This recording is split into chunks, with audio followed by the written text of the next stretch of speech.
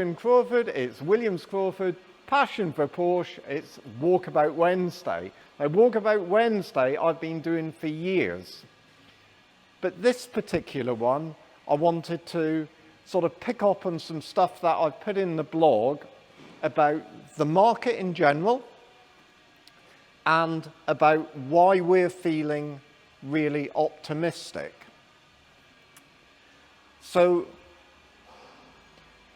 the optimism, I think, comes because we're making constant little changes to the business. I don't think a day goes past where we're not tweaking something or improving something, and then there's some big things that we've changed. And I'll show you what we're going to do in here. So this big wall at the moment, behind it is where we're doing a lot of specialized work, you know, like motorsport and restoration, bringing new life into into older Porsche, modifications, aesthetics, stuff like that. And for some reason that's beyond me, we hid it away, and we're going to bring all that out into the open. The next thing that we're going to do is we're going to deal with the floor and put a whole new floor in here, and so the cars will look even better and make it a nicer environment. So those are big changes. The one thing that isn't changing is the team. The people we've got here are a pleasure to work with, and they're all enthusiastic, and they're all trying to make the whole thing work, and they're all trying to look after each other, and I think that that's a key element. And I reckon it's part of the attraction as well. So it's just not difficult to see. It's like when you come in and you see things like that, the 992 Cabrio, and then next door to it a 991T, and then look at the turbo there with what looks like beautiful BBS on it. And then Louise comes back, she's been photographing it, and she says it drives just fantastic. Things like this, they can't help but make you feel enthusiastic and pleased to be here.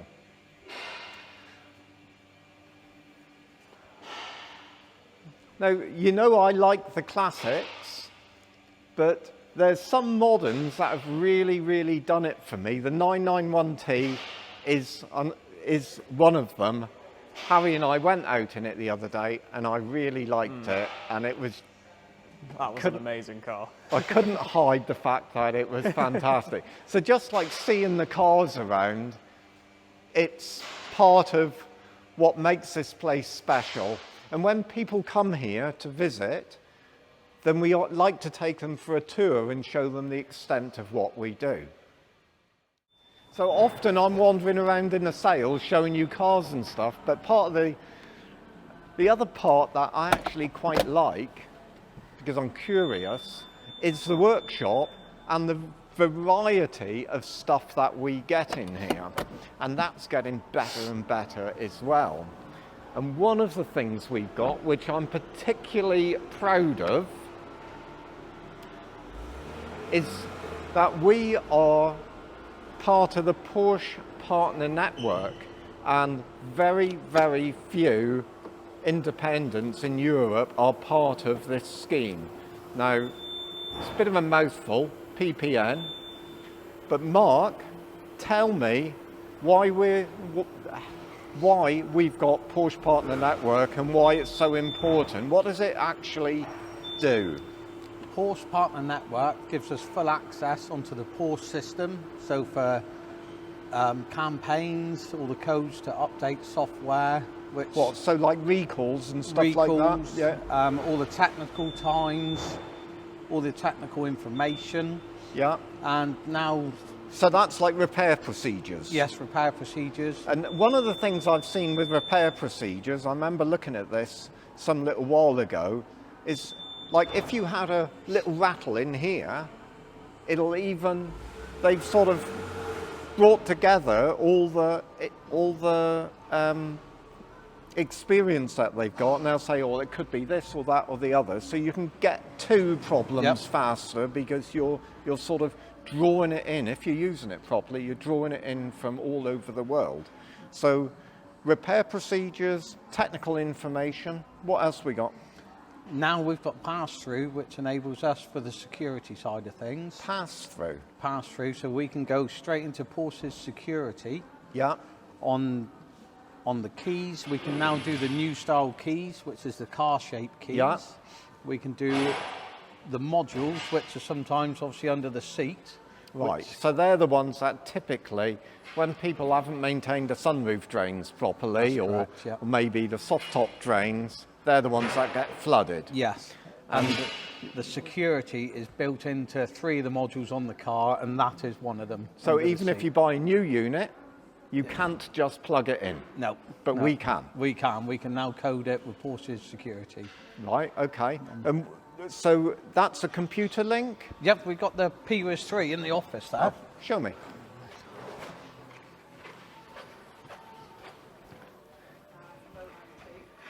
Harry, watch and learn, because this is technical. So basically, for an example there, we've got a Panamera with a transmission problem, and there's an update with the software to do with the reprogramming of it, which has to be done through online, which there's a prime example of it there. So that's only available if you've got PPN? Only through PPN, no other way. And that also means that we can look after the most modern of cars? Yes, fully up to date. From 1950s now, all the way through to today. Correct, yeah. And so 992s and modern Cayennes and Macan and all the sports cars and stuff. And that's fantastic, isn't it? So do the main dealers have anything any better? No. No, there you go. No.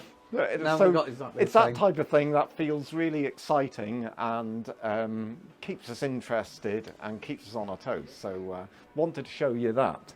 Okay.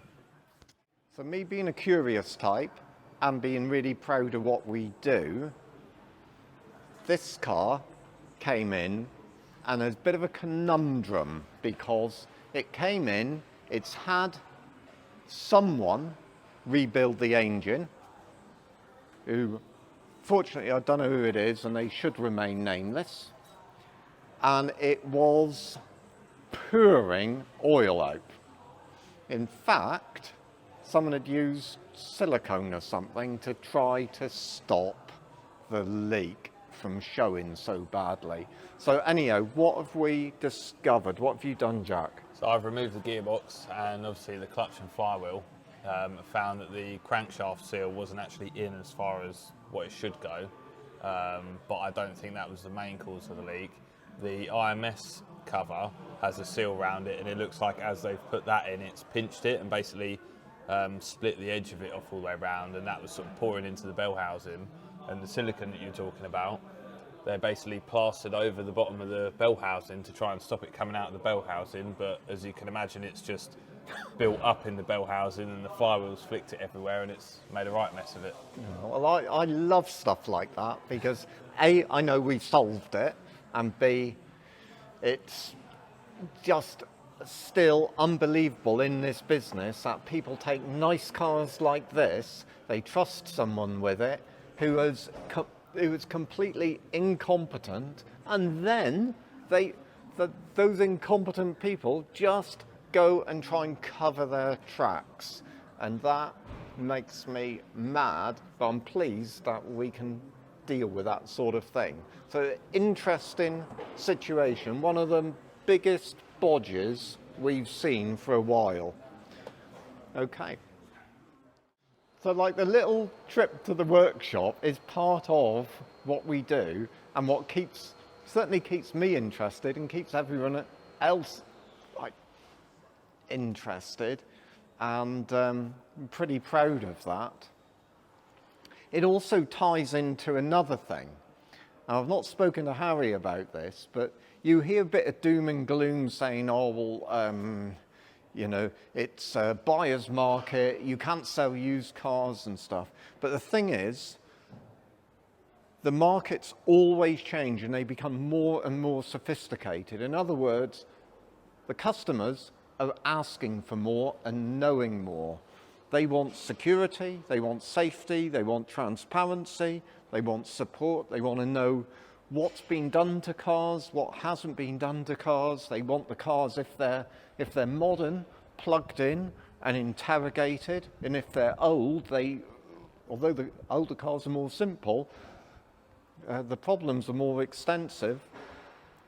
And then they want things like the funding and the delivery, export or whatever, and the ongoing support.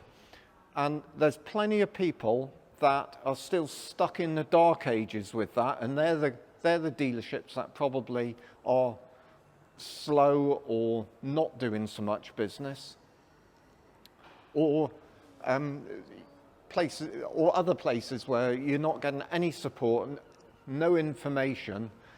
Those things will diminish, they'll die off, because the markets by nature get more sophisticated. Now, Harry is only 19 behind the camera, and he wouldn't even know this, but if you went 25 years ago, say 2000, long before Harry was born, you might not have even asked for a service book. And now, that type of thing is vital, and having the answers. So I think that's the sophistication of the market is playing into our strengths, essentially. And as long as we keep growing and the team here keep evolving and getting better and better and seeking for higher and higher standards, I think we're in a really, really good place. And that makes me feel very confident for the future, optimistic and grateful for what's going on in the summer, where we've had record sales and record numbers through the workshop. So it's been really good for us. We're looking forward to autumn, and looking forward to this next little segment where we've got these major changes coming. Well, that's it from me. Thanks for watching. I'm Adrian Crawford. I'll see you next time. If you need anything, whether you are looking to purchase or something that needs spanners, or if you might have something that you'd like to sell, we're always interested. Just call us and speak to us. Thanks very much.